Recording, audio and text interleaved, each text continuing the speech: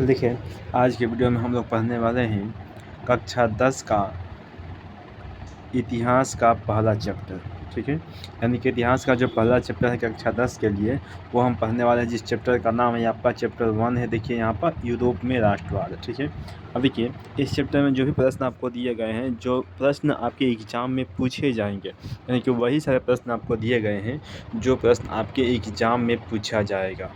ठीक है, यानी कि मैट्रिक एग्ज़ाम 2026 के लिए आपको, अगर आप तैयारी कर रहे हैं मैट्रिक एग्ज़ाम 2026 के लिए, तो समझिए तो ये वीडियो आपके लिए है बहुत ही महत्वपूर्ण है, क्योंकि मैं आपको इसमें हर एक टॉपिक को पढ़ाऊंगा, हर वह क्वेश्चन बताने वाला हूं जो आपके एग्ज़ाम में आने वाला है। ठीक है, तो चलिए हम लोग इसकी शुरुआत करते हैं। बस आप लोग ध्यान से इस वीडियो को देखिए, समझिए और जानिए। हर वीडियो को समझिए, हर वीडियो को पढ़िए, हर क्वेश्चन को पढ़िए। ठीक है, क्योंकि मैं आपको ज़्यादा प्रश्न नहीं बताने वाला हूँ, मैं बस उतना ही प्रश्न बताऊँगा जितना प्रश्न से आपके एग्ज़ाम में 80 से 90% आ जाएगा बिल्कुल ही आसानी से। ठीक है, चलिए तो देखिए शुरुआत करते हैं। चैप्टर 1 है यूरोप में राष्ट्रवाद। ठीक है, इसका जो पहला प्रश्न है वो है कि राष्ट्रवाद क्या है।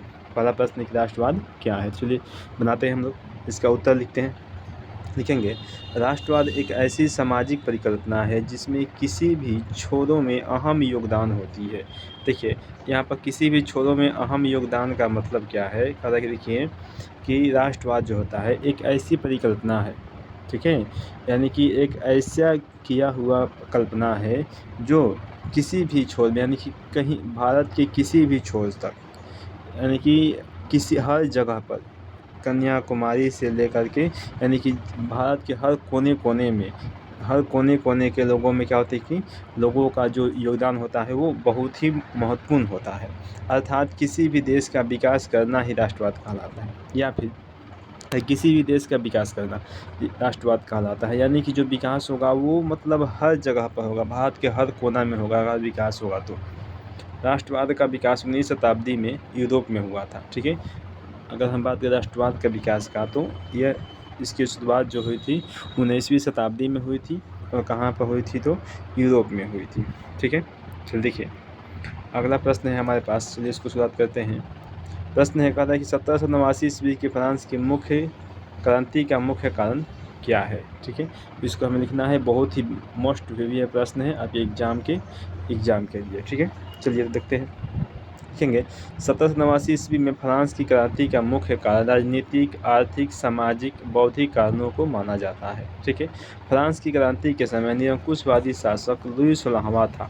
देखिए अगर हम बात करें तो फ्रांस की क्रांति के समय जो राजा था वो बहुत ही निरंकुशवादी था, और उसका नाम था लुई 16वां। ठीक है, इसके काल में भ्रष्टाचार का बोलबाला था। सभी प्रदेशों की आर्थिक स्थिति खराब थी, जबकि पादरी एवं कुलीन वर्गों की स्थिति अच्छी थी। देखिए अगर कि जितने भी प्रदेश थे सभी की जो स्थिति थी वो बहुत ही ख़राब थी, लेकिन जो कुलीन वर्ग थे, जो पादरी वर्ग थे और जो कुलीन वर्ग थे, यानी कि जो उच्च वर्ग के लोग थे, उनकी स्थिति बहुत ही अच्छी थी, क्योंकि ये लोग बहुत ही टैक्स लेते थे, यही लोग गरीबों से काम करवाते थे। ठीक है कि इस क्रांति के मार्ग को वॉल्टेयर, रूसो तथा मॉन्टेस्क्यू ने आगे बढ़ाया था। ठीक है, चलिए देखिए अगला प्रश्न हम देखते हैं।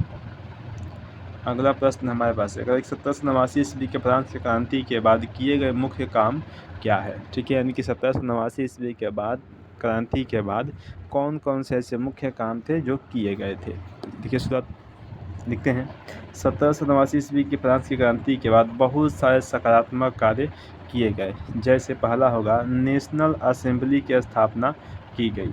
पहला होगा नेशनल असेंबली की स्थापना की गई। दूसरा का होगा नया संविधान बनाया गया। ठीक है, और तीसरा का हुआ कि सभी को एक समान अधिकार दिया गया, सभी को समान अधिकार दिया गया। चौथा है सामंती व्यवस्था को समाप्त कर दिया गया। ठीक है, उसके बाद पांचवा है आंतरिक आयात निर्यात कर को समाप्त कर दिया गया। ठीक है, जो भी टैक्स लगता था अंदर ही अंदर उसको सब समाप्त कर दिया गया। ठीक है, चौथा है कि नाप तौल की समान पद्धति को अपनाया गया। ठीक है, यानी कि नाप तौल की जो पद्धति थी वो एक समान अपनाया गया, सबके लिए एक समान होगा, चाहे वो देने वाला हो चाहे वो लेने वाला हो। फ्रेंच को राष्ट्रभाषा का दर्जा दे दिया गया। ठीक है, जो फ्रेंच भाषा था उस फ्रेंच भाषा को राष्ट्रीय भाषा के रूप में दर्जा दिया गया। अगला है कि अपना एक अलग राष्ट्रगान बनाया गया, ठीक है, यानी कि उनके लिए एक अपना अलग ही राष्ट्रगान बनाया गया। चलिए आगे है आपका कि सामंतवाद क्या है, लिखेंगे सामंतवाद क्या है। लिखेंगे इसका उत्तर कि वैसी शासन प्रणाली जिसमें सामंतों या जमींदारों को किसानों से ज़्यादा अधिकार दे दिया जाता है उसे हम सामंतवाद कहते हैं, ठीक है।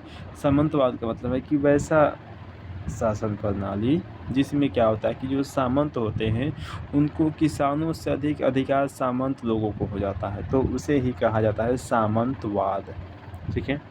पांचवा है कि मध्यम वर्ग से आप क्या समझते हो, कि मध्यम वर्ग से आप क्या समझते हैं। लिखेंगे उत्तर कि समाज में रहने वाले वैसे लोग जो अपना जीवन निर्वाह छोटे छोटे व्यापार और नौकरियों के माध्यम से करते हैं उसे हम लोग मध्यम वर्ग कहते हैं, ठीक है। यानी कि समाज में रहने वाले वह लोग, चाहे उस प्रकार के लोग जो अपने जीवन जीने के लिए छोटे छोटे कार्य करते हैं, छोटे छोटे नौकरी करते हैं, कुछ काम करते हैं, कुछ दुकान करते हैं, वो सभी लोग कहाँ आते हैं, तो मध्यम वर्ग में आते हैं, ठीक है। चलिए अगला है हमारे पास प्रश्न कि सर्वहारा वर्ग से आप क्या समझते हैं। उत्तर लिखेंगे समाज में रहने वाले वैसे लोग जिसमें गरीब किसान मजदूर शामिल होते हैं उसे सर्वहारा वर्ग कहते हैं, ठीक है।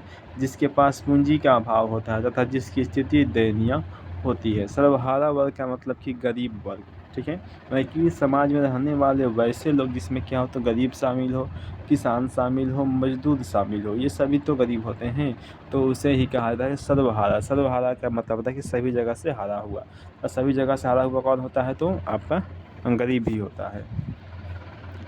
चलिए देखिए अगला प्रश्न हमारे पास है, कहता है कि साम्राज्यवाद क्या है। लिखेंगे उत्तर जब कोई बड़ा देश किसी छोटे देश पर जबरदस्ती अपना अधिकार जमा लेता है उसे जिसे साम्राज्यवाद कहते हैं। साम्राज्यवाद का शाब्दिक अर्थ शोषण करना होता है।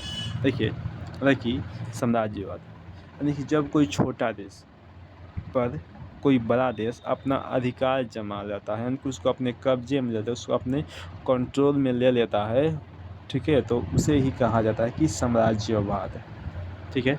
चलिए अगला प्रश्न देखते हैं। अगला प्रश्न हमारे पास है कि नेपोलियन बोनापार्ट कौन था। लिखेंगे उत्तर नेपोलियन बोनापार्ट का जन्म 15 अगस्त 1769 ईस्वी को हुआ था। इसका बचपन का नाम नेपोलियन दी बोनापार्ट था। फ्रांस की क्रांति में सेनापति के रूप में काम कर रहा था और इतिहास में नेपोलियन को विश्व का सबसे महान सेनापतियों में गिना जाता था, ठीक है। देखिए अगर हम बात करें नेपोलियन बोनापार्ट का, इसका जन्म हुआ था 15 अगस्त को, ठीक है। इसके बचपन का नाम था नेपोलियन दी बोनापार्ट। अगर बात करें तो फ्रांस के सबसे महान सेनापति में तो यही एक था, कौन था, तो नेपोलियन बोनापार्ट। 1789 ईस्वी में फ्रांस की राजनीति में प्रवेश किया था, ठीक है। कब किया था, तो 1789 में। याद रखना है, यह ऑब्जेक्टिव में आपसे प्रश्न पूछ सकता है कि फ्रांस की क्रांति में नेपोलियन ने कब प्रवेश किया था, 1789 ईस्वी में।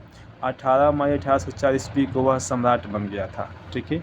और 1804 ईस्वी को 18 मई में वह सम्राट यानी कि राजा बन गया और अपना एक अलग ये कानून होगा, उन्होंने कानून बनाया जिसे नेपोलियन संहिता के नाम से जाना जाता है, ठीक है। आपसे प्रश्न ये भी पूछा जा सकता है कि नेपोलियन जो संहिता है वह कब लागू की गई, ठीक है, तो 18 मई 1804 ईस्वी को, ठीक है। तो आज के वीडियो में हम इतने तक रहने देते हैं, इसके आगे हम लोग अगले वीडियो में पढ़ेंगे, ठीक है।